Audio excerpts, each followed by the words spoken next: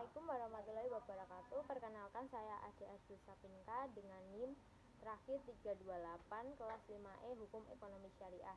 Di sini saya akan menjelaskan buku yang saya review yang berjudul Hukum Acara Peradilan Agama dan penulis Dr. Sudirman L. MH, penerbit IAIN Parepare Nusantara Press, tebal buku 175 halaman. Saya akan menjelaskan bab pertama yang tentang lembaga peradilan di Indonesia. Kekuasaan kehakiman di Indonesia dilaksanakan oleh sebuah Mahkamah Agung dan badan peradilan yang di bawahnya dalam lingkungan peradilan umum, lingkungan peradilan agama, lingkungan peradilan militer, lingkungan peradilan tata usaha negara, dan oleh sebuah Mahkamah Konstitusi. Bagi umat Islam, keberadaan lembaga peradilan merupakan condition qua non, yakni sesuatu yang mutlak adanya. Ia ada perbanding lurus dengan adanya Islam dan pemeluknya, sehingga dimanapun ada Islam dan pemeluknya, maka pasti di situ ada lembaga peradilan. Peradilan adalah segala sesuatu atau sebuah proses yang dijalankan di pengadilan yang berhubungan dengan tugas memeriksa, memutus, dan mengadili perkara dengan menerapkan hukum dan atau menemukan hukum untuk mempertahankan dan menjamin ditaatinya hukum material dengan menggunakan cara prosedural yang ditetapkan oleh hukum formal. Yang nomor 2, bab 2 tentang hukum acara peradilan agama. Istilah hukum acara sering juga disebut dengan istilah hukum proses atau hukum formal. Proses berarti suatu rangkaian perbuatan, yaitu mulai dari memasukkan permohonan atau gugatan sampai selesai diputus dan dilaksanakan. Peradilan agama adalah salah satu dari peradilan negara Indonesia yang sah, yang bersifat peradilan khusus, yang berwenang dalam jenis perkara perdata Islam tertentu bagi orang-orang Islam di Indonesia. Adapun mengenai istilah peradilan Islam tanpa dikaitkan dengan kata-kata Indonesia, maka yang dimaksud adalah peradilan yang mengadili jenis-jenis perkara perdata menurut Islam secara universal. Tujuan hukum acara peradilan agama sebagaimana telah diatur dalam Undang-Undang Nomor 7 Tahun 1989 Junto, Undang-Undang Nomor 3 Tahun 2006 tentang perubahan atas Undang-Undang Nomor 7 Tahun 1989 tentang peradilan agama, yakni menyangkut perkara-perkara. Yang pertama adalah perkawinan, 2 waris, 3 wasiat, 4 hibah, 5 wakaf, 6 zakat, 7 infak, 8 sedekah, 9 ekonomi syariah.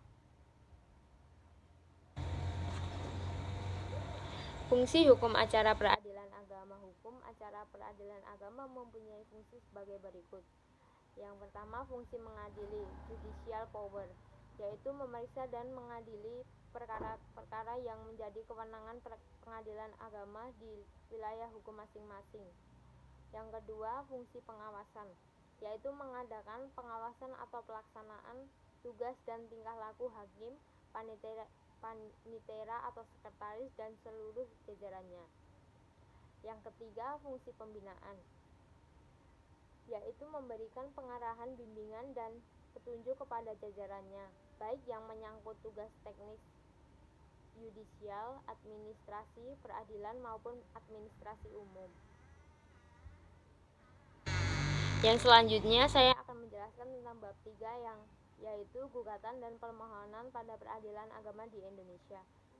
Gugatan adalah surat yang diajukan oleh penggugat pada ketua pengadilan yang berwenang memuat tuntutan hak yang di dalamnya mengandung suatu sengketa dan merupakan dasar landasan pemeriksaan perkara dan suatu pembuktian kebenaran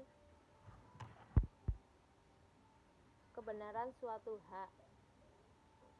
Sedangkan permohonan adalah suatu surat permohonan yang di dalamnya berisi tuntutan hak perdata oleh satu pihak yang berkepentingan terhadap suatu hal yang tidak mengandung sengketa. Surat gugatan harus memuat di antaranya, yang pertama, identitas para pihak, yang termasuk nama lengkap, gelar alias julukan, bin atau binti, umur, agama, pekerjaan, tempat tinggal, dan status sebagai penggugat atau tergugat. Yang dua, posita atau position, yaitu fakta-fakta atau hubungan hukum yang terjadi antara dua belah pihak. Dan yang ketiga, petita atau petitum, isi tuntutan. Sedangkan untuk suatu surat permohonan tidak jauh beda dengan isi dari surat gugatan, yaitu identitas, petita, dan posita. Kelengkapan dari surat gugatan atau surat permohonan diantaranya adalah yaitu 1. Surat permohonan atau gugatan tertulis, kecuali bagi yang buta huruf, yang menyampaikan kepada kuasanya atau pada pengadilan agama ke ketua hakim, seperti pada kasus gugat cerai. Yang kedua, fotokopi identitas seperti KTP. Yang ketiga, force code, biaya perkara, dan bagi yang miskin dapat mengajukan dispensasi biaya dengan membawa surat keterangan miskin dari kelurahan dan kecamatan. Yang keempat, surat keterangan kematian untuk perkara waris. Yang kelima, surat izin dari komandan TNI atau Polri, surat izin atasan bagi PNS untuk perkara poligami. Yang keenam, surat persetujuan tertulis dari istri-istrinya untuk perkara poligami. Yang ketujuh, suatu surat keterangan penghasilan untuk perkara poligami.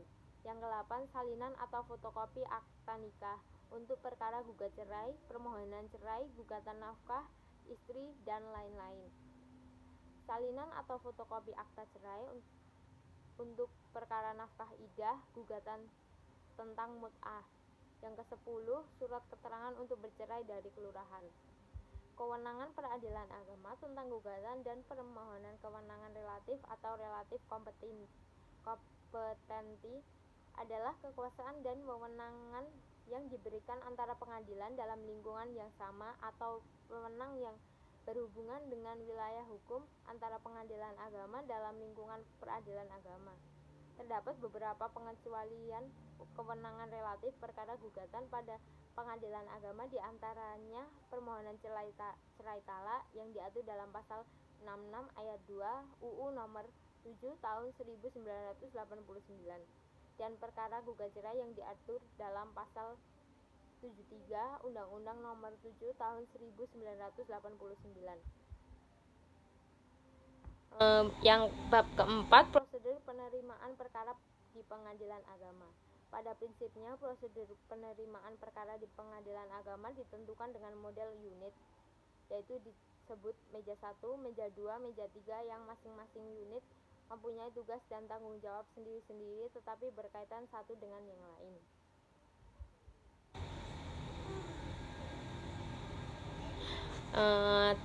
Lalu tahap pembayaran panjar. Pembayaran panjar perkara dilakukan di bagian pemegangan kas. Kas merupakan bagian dari meja seluruh kegiatan pengeluaran perkara harus melalui pemegangan kas dan dicatat secara tertib dalam buku induk yang bersangkutan.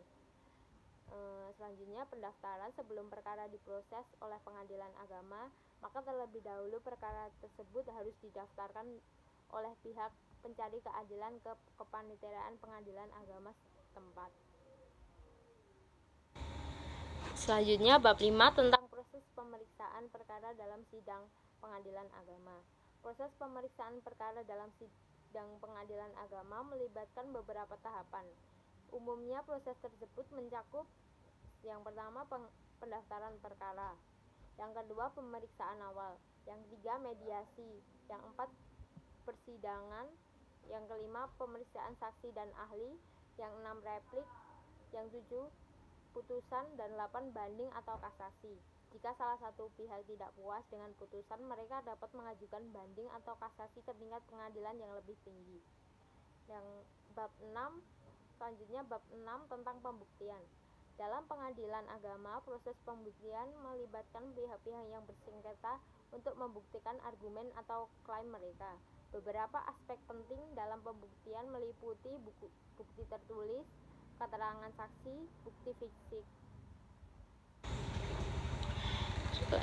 lalu bukti elektronik, pernyataan bersumpah. Selanjutnya bab ketujuh tentang produk hukum pengadilan agama. Pengadilan agama menghasilkan beberapa produk hukum dalam rangka menyelesaikan perkara-perkara yang diajukan kepadanya. Beberapa produk hukum yang dihasilkan oleh PA antara lain pertama putusan, yang kedua amar putusan, yang ketiga considerance. Selanjutnya bab 8 tentang prosedur sita dan eksekusi. Prosedur tersebut mencakup langkah-langkah sebagai berikut. Yang satu, amar putusan. Setelah hakim mengeluarkan putusan, amar putusan yang memuat penetapan hakim dijalankan. Yang kedua, salinan putusan.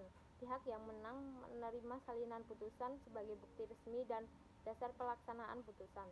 Yang ketiga, permohonan